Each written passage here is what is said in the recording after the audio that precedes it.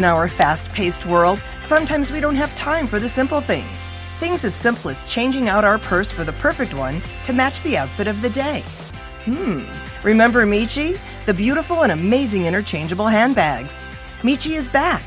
Join Angelique Parsons and her co-host Tammy Trujillo for the latest from the exciting world of Miche. Yes, ladies, Miche lives. Angie, as we continue this incredible story of bringing Miche back to life, one thing that really interested me when we were talking about your relationship with the people in China is that you never actually met these people, right? Right. Okay, that's got to be kind of weird. You're working with people that you don't even know and trusting them with a lot of money. And, well, as we heard in a previous episode, the results weren't so great. Now you switch to Vietnam, and it sounds like this is a whole lot better relationship with these people. Oh, absolutely. Because we were able to speak on the phone, do video calls, like I said before, with the China, I never spoke to anyone. I never heard anyone's voice. I never saw anyone's face, so that relationship builder that I am, I couldn't do that with China because we speak a different language. The great thing about Van at Mia Tui in Vietnam is that she does speak English. And so we are able to communicate and build that relationship. And honestly, I think that she cares just as much about Miche as a company as I do. She's very passionate about it. I mean, she's in love with the bag. Well, who isn't? Of course. But, of course. She sees the potential. She knows that Miche could possibly be $1 billion company. She sees that from designing handbags for so long. Right. She sees the potential in this bag because nobody likes the dumping. Right? Yeah. Oh gosh, no. No. And so she herself had that Miche face the first time, I sent her samples, that, kind of, why didn't I think of that kind of a thing? What's really funny is I was talking to one of the college classes I teach recently, and I teach a podcasting class. So I actually played them some of one of our episodes, and they were all like, well, what's a Miche bag? What's a Miche bag? And I said, okay, this is directed to the girls in the room, the ladies in the room. I said, do you hate changing purses? And you should have seen, and we're talking like, 20, 21, 22-year-olds. They're all like, oh, yeah, oh, grown. I'm sorry, this is universal. I don't care how old you are or what. This is a problem for us ladies across the board.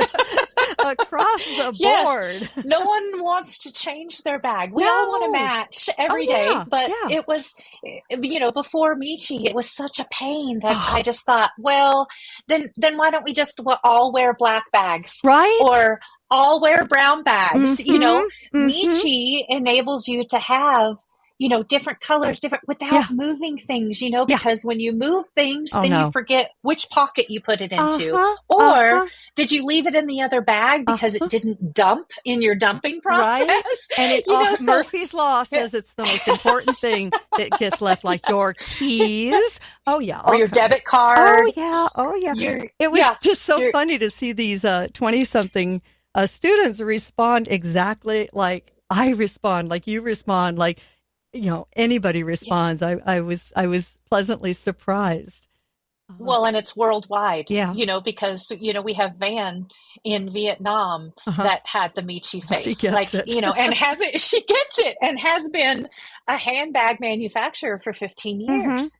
So, for her to, have that reaction, I mean, it just, it amazed her. And I think that we'll be partners forever. Now, I think it was a relationship meant to be. I did. You met her. That's crazy. What a difference. Yes. So I never really had a desire to go and meet my manufacturers in China. There just wasn't that relationship. But every time I would talk to Van and her brother Vin on video, they would say, oh, you should come here. We can go to the fabric market and we can look at different hardwares and you can see what other designs that we make. And so I thought, that would be great, right? Uh-huh. And then also I thought to myself, going back to the first designer that was helping me out, Jules, Uh-huh.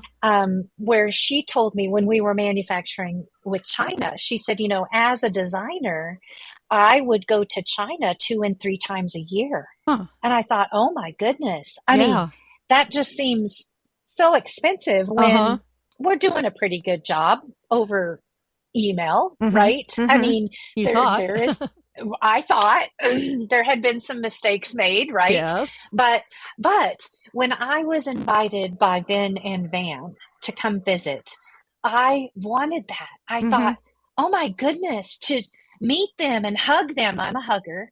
So to meet them and wrap my arms around them and just to be in their presence and to be at the factory. So yes.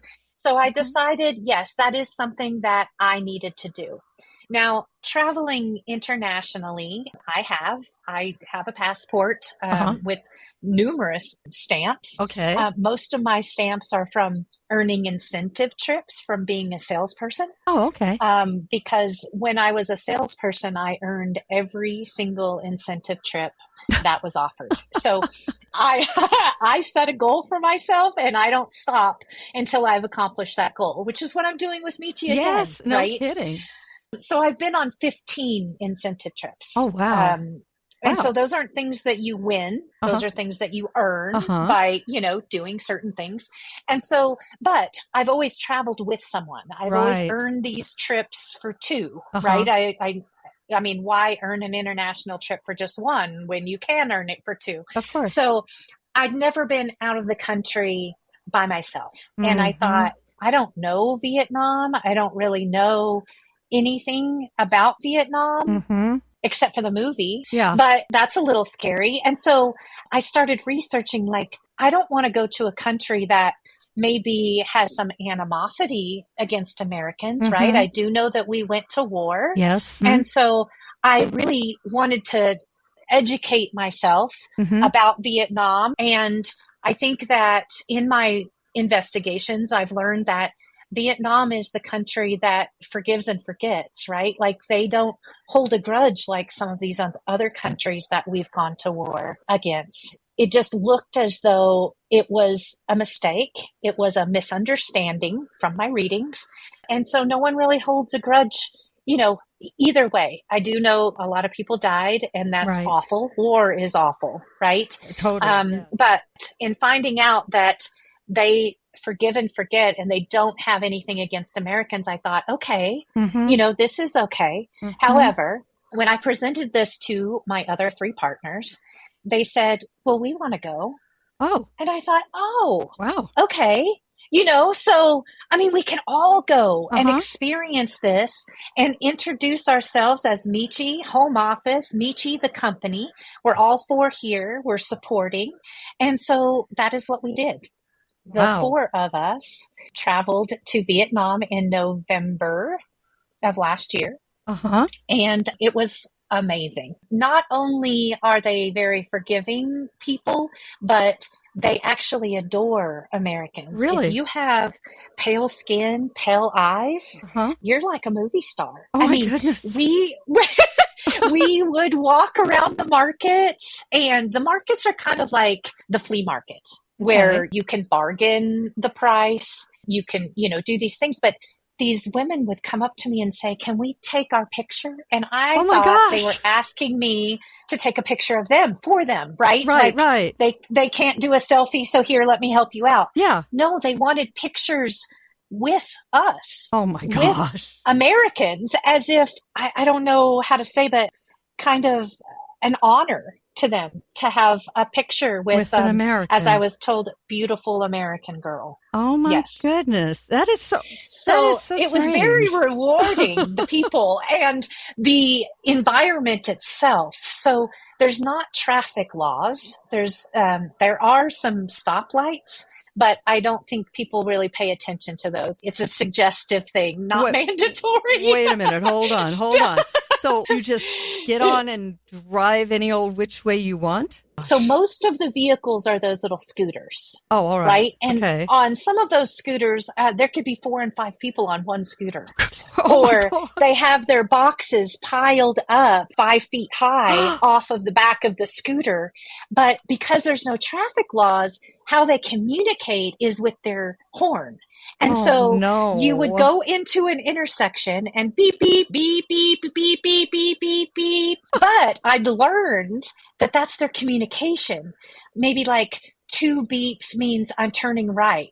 3 beeps means I'm turning left. Oh my God. But when you're in the moment, oh no, it seems so crazy. Chaos. Because I just put my head down and just say, okay, just tell me when we're there. Oh my goodness. Just the beep, beep, beep, beep, beep, beep, beep, beep, as you're going through an intersection, just trying to get through. Now, I was always in a vehicle. Okay. However, my manufacturing broker, Augustine, we've talked about him in the last episode. He has a scooter. He lives in Ho Chi Minh City. Okay. And he kept saying, Angelique, you should come with me. You should go on a ride. Like, you haven't experienced the entire Vietnamese culture unless you ride on a scooter. Oh, no. I did not. I respectfully declined. Yes, I would do the same. Not. Oh, my gosh. Just because of the traffic, you know? I'd be terrified. And also, the travel was great because it was the 4 of us. We were able to stick together. Okay. But as you may or may not know, international airports, you really can't tell that you're in another country because everyone in that airport is traveling just the same. That's true. Right? That's true. And so most people speak English in these international airports. So our longest layover was in Singapore, but you really couldn't tell that you were in another country because you're in an international airport. So that was lovely. Getting to the airport in Ho Chi Minh City, our luggage was lost. Of course. But my partner, Lindsay, put air tags in her luggage. And so she was able, once we got to the counter to claim that our luggage was lost, she was able to look at her AirPods and tell the airlines that our luggage was in Japan. Now there's a brilliant tip. Isn't that great? Oh my gosh. Just no matter where you go here in the States or anywhere, that is so smart. I'm going to do that. Lindsay. Yeah. Lindsay is the smart one. Thank you, Lindsay. So we all brought a carry-on with a couple of items, you know, in case that happened, because you always have to be cautious of that, even in the States, right? Your luggage could be on another plane almost every time, right? So you just never know. So we stayed in Ho Chi Minh City. Okay. And we get to our hotel. It was called the Sunflower, which is my favorite flower. So I thought that was the place we needed to stay. Good omen. Yes. This was a 5-star hotel. Okay. With a restaurant in it. And our cost per night was $11. Oh, wow. Can you believe that? That's lunch at In-N-Out. Yeah, I think In-N-Out's more expensive, actually. Probably. Oh, my goodness. Yes. And then our meals, we would have really nice sit-down meals, gourmet meals. Each of our meals never costed over $5. Oh, my goodness. That's crazy. Wow. We went to the restaurant that Brad Pitt and Angelina Jolie visit when they go there to adopt their babies. Oh, okay. And so it was just this little, you kind of go down an alley and this secret walkway up to the restaurant. Really, really nice. And the people, just amazing, amazingly nice. And so it was a really great experience just being in their country and around their people. Wow. But being with my manufacturer, that was the best. We bonded instantly. And our factory is in the country. It's about an hour and 25 minutes away from Ho Chi Minh City. So they're not in the city. And the city is crazy. I mean, there's a lot of people per capita. I mean, it's a kind of an Asian New York City, I think, just with all the people and people are, rushing around and, things like that. But getting out to the country outside of Ho Chi Minh City and going to visit the factory was by far one of my favorite parts. The country itself is just beautiful. It's very tropical, very hot. We went in November and it was probably 115 degrees with 100% humidity. And that's their winter. That's their winter. That's winter? Oh yes. My goodness. I would hate to even think about it in the summer. I can't even imagine. No. So I came overdressed. I mean, too many clothes.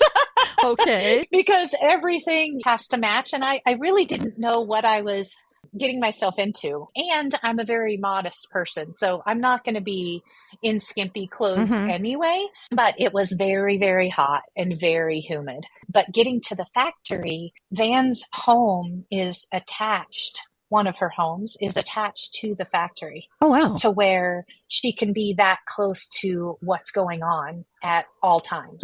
When the factory is operating, she stays at that home. And so the factory is open everywhere. So not air conditioned. Oh, gee. I mean, I think that there's, doors, like garage doors that could come down, but they had the factory completely open. And when I walked into the factory, I thought, oh my goodness, how clean. Everything was so clean and pristine. You couldn't find a piece of dust to save your life. Wow. Very, very clean. All of the employees, I would say that there was probably 50 employees sitting at their, sewing machines or whatever machine that they're operating, all of them in uniform, just the cleanest, uniformed.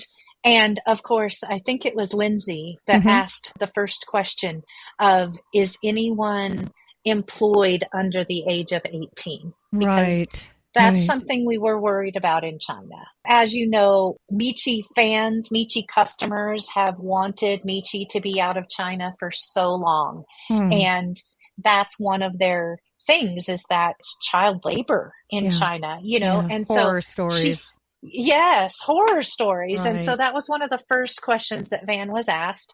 And she said, of course not. That's against the law. And so we thought, oh, okay. Wow. So, that's regulated. But just watching these people work, just very dedicated. You could see the attention to detail as they ran something through a machine, just very hands-on. I was very impressed just walking into the factory. We were able to sit around together, and anything that we had in our mind, she would give that idea to her sample boy, and then he would have that made within an hour. Just like an hour? Conceptual. Yes, in your head, conceptually, this is what we're thinking of. And he would take that idea and go make something within an hour. Oh, that's crazy. A sample. These samples that I wait months to receive are made in just an hour. That is crazy. Wow. So impressive. So very impressive. And then a couple of times we went back to Ho Chi Minh City, like to go to the fabric market. And that by far was my favorite part, because when you get to feel and touch those fabrics, the inspiration just goes crazy, not that I was thinking that I wanted, let's say something with daisies. I wasn't thinking I wanted something with daisies, but when you see the fabric, the solid black with the bright white daisies and the yellow center, I mean, it just pops. And so you fall in love and you're like, I need a bag out of this, Oh, it sounds like so much fun, Angie, to do that. Yes. I love it. Yes. I love it. So much fun. I'd walk out of there with 80 different fabrics. That's right. Well, and that's what we did. When we went to the fabric market, we would just ask the vendor, or Van would ask the vendor in Vietnamese, if we could just have a sample piece, maybe like a yard or two, so that we could take back to the factory, and then Sample Boy would make us a sample with that right then. I love and how so you call like, him Sample Boy. I'm sorry. Well, and I'm sorry. I got this from Van, because I keep asking, what is his name? Because I'm that type of person that asks, my waiter that comes to the table. Yeah, of what course. was your name again? Yeah, you need it. Because I don't want to say, hey, No. hey, excuse me. I want to call people by their name and respect them. It's not, hey, you have a name. Yes. Exactly. And so I kept asking, what is his name? And she just kept saying, that's Sample Boy, Sample Boy. And I was like, but doesn't he have a name? I just want to call him by his name. Oh, good Lord. Oh my gosh. Well, if he's okay with it, then we're okay with it. So he seems to be. Just all these markets that are in Ho Chi Minh, just so inspirational. I mean, you could see even like a piece of hardware, like a buckle. Let's just say we see one buckle and I'm like, oh my goodness, wouldn't that look great sideways running across? I mean, my mind just goes 100 miles an hour. And so that makes me think this is why Jules told me that she went to China 2 and 3 times a year. Yeah. You have to. If you're not sourcing your materials and your hardware right in front of you, it's very hard to get inspired, right? Yeah, exactly. Because you're doing it in a vacuum, essentially. You're not seeing the actual stuff. You might see a picture. No, I totally agree. You really want to be hands-on this. Yes. And so while we were there, we were able to see lots of things, including that plaid that we've talked about in the last 3 episodes, the Bailey, the Brooks, and the Bentley. That plaid that wouldn't have come through on a picture, right? That, because it's as you move the bag, you can see the plaid. So I wouldn't have even been able to really see that. No. And get inspired by that, because truly the B series is just that plaid in the center with solid colors on the outside. That plaid is what the inspiration was. And so you need those inspiration pieces. Yeah. And I think that can only be done by visiting.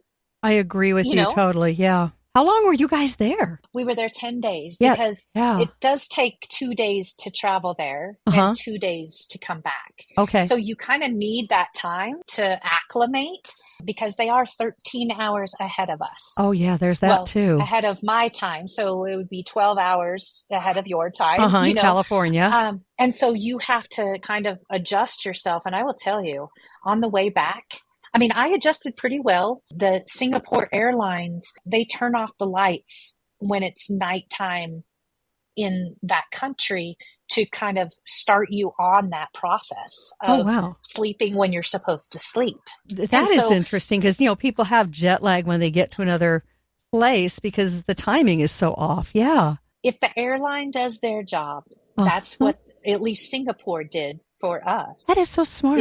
They had us sleep when it was nighttime in the country that we were going to so that we could start to adjust just on the airplane.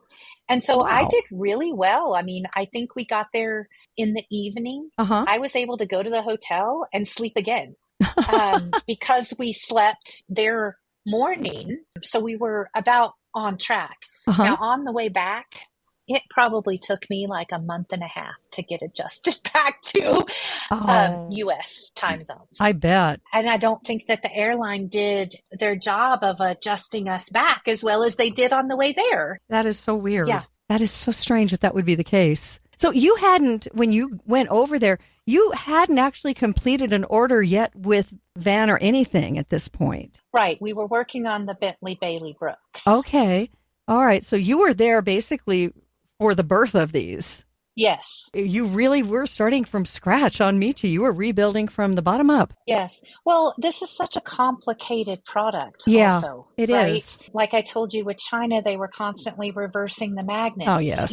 Yes. And it is complicated. And I can understand how the manufacturers would have a hard time wrapping their heads around that. Yeah. Mind you, all the shells that are already out and produced, these base bags have to be able to fit all the old shells. Right, of course. The new shells have to be able to fit the old base bags, and so getting that perfectly lined up, perfect measurements, making sure that the magnets are facing the right way. We were able to do that in person for our shipment to go out then in January.